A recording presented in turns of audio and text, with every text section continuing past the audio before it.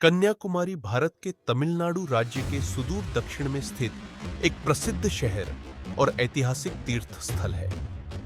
यह भारतीय प्रायद्वीप का अंतिम दक्षिणी छोर है, जहां हिंद महासागर, अरब सागर और बंगाल की खाड़ी का संगम होता है। प्राचीन काल में इसे केप कोमोरिन के नाम से जाना जाता था। संगम साहित्य और यूनानी भूगोलवेत्ता टॉलेमी के यात्रा वृत्तांतों में भी इसका उल्लेख मिलता है। माना जाता है कि देवी पराशक्ति ने दानव बाणासुर का वध करने के लिए कन्या रूप में अवतार लिया था। देवी के अविवाहित रहने और इसी स्थान पर तपस्या करने के कारण इसका नाम कन्याकुमारी पड़ा। कन्याकुमारी पर विभिन्न कालों में चोल, चेर, पांड्य और नायक राजवंशों का शासन रहा। 18वीं शताब्दी में यह त्रावणकोर राज्य का हिस्सा बना और 1956 में राज्य पुनर्गठन के तहत तमिलनाडु में शामिल हुआ।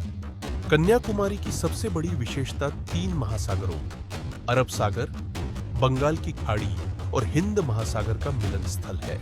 यहाँ एक ही स्थान से सूर्योदय और सूर्यास्त देखने का दुर्लभ अवसर मिलता है।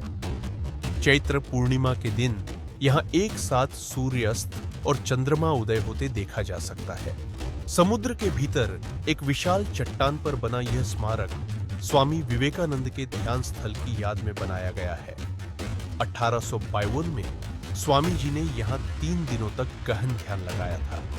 विवेकानंद रॉक मेमोरियल के पास ही महान तमिल कवि और दार्शनिक तिरुवल्लुवर की 133 फीट ऊंची विशाल पत्थर की प्रतिमा स्थापित है, जो तिरुक्कुरल के 133 अध्यायों का प्रतीक है। समुद्र तट पर स्थित यह 3000 वर्ष पुराना मंदिर देवी कन्याकुमारी को समर्पित है। मंदिर में स्थापित देवी की नाक की नथ की चमक इतनी तेज है कि पुराने समय में समुद्री जहाज इसे प्रकाश स्तंभ समझ लेते थे।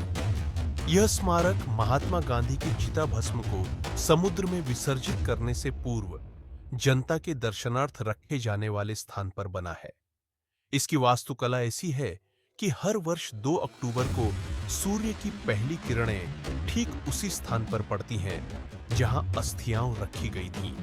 अपनी प्राकृतिक सुंदरता, धार्मिक महत्व और समृद्ध इतिहास के कारण कन्याकुमारी दुनिया भर के पर्यटकों और श्रद्धालुओं के आकर्षण का केंद्र है।